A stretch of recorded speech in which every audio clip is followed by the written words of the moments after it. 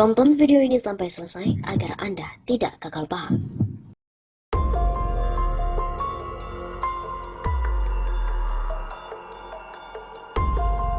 Purnawirawan TNI resah, Indonesia darurat korupsi dan juga komunis. Dua fenomena menarik yang terjadi di Indonesia saat ini.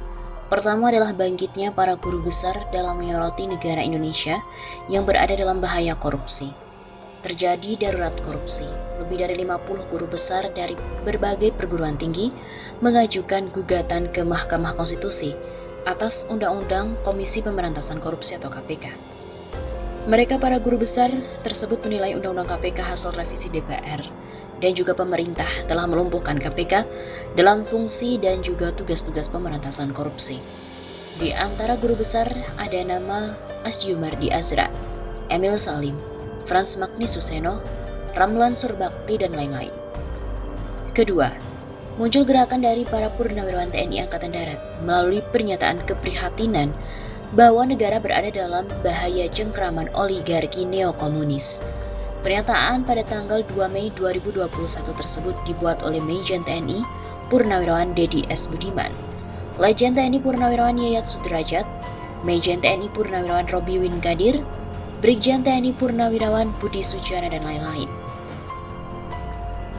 Oligarki neokomunis yang kerjanya mengadu domba dan memfitnah umat Islam serta TNI termasuk dengan mengkriminalisasi Habib Rizik Syihab dan juga Front Pembela Islam. Sedangkan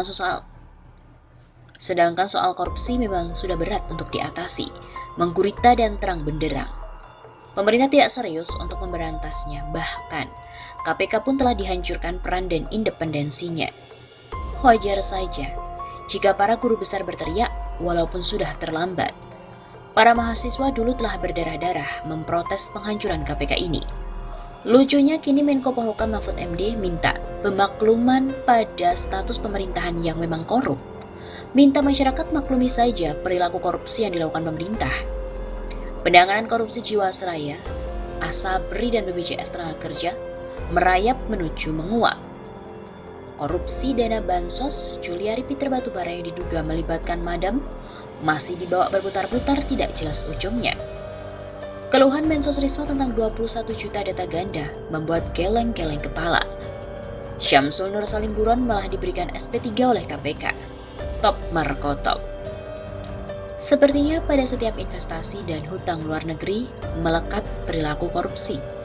Dampaknya seruan ayo berinvestasi sama aja dengan ayo korupsi. Akibatnya sejumlah negara faksi Amerika Serikat menunda pinjaman bilateral. Mereka adalah Australia, Jepang, Korea Selatan, Jerman, dan Saudi Arabia. Investasi juga semakin sulit masuk Indonesia.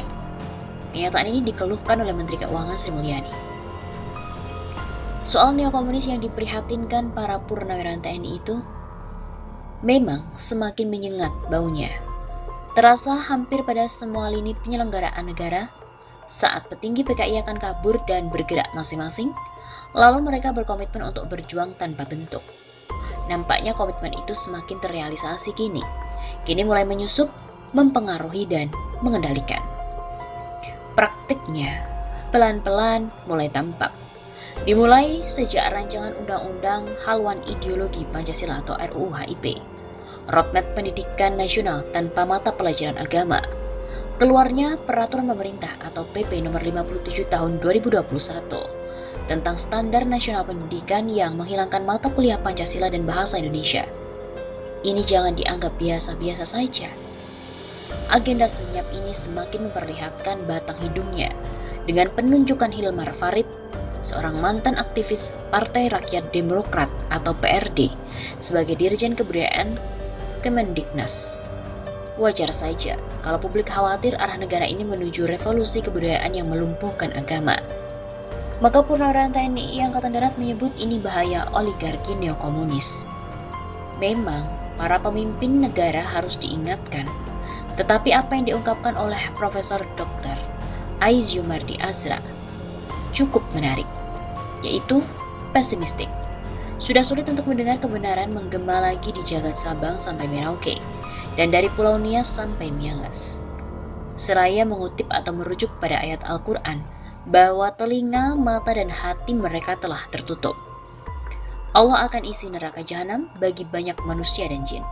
Mereka memiliki hati tetapi tidak dipergunakan untuk memahami. Mereka memiliki mata tetapi tidak digunakan untuk melihat. Mereka memiliki telinga tapi tidak dipergunakan untuk mendengar. Quran Surat Al-A'raf ayat 179. Allah Subhanahu wa Ta'ala memperumpamakan mereka sebagai anak binatang ternak, bahkan lebih rendah dari itu.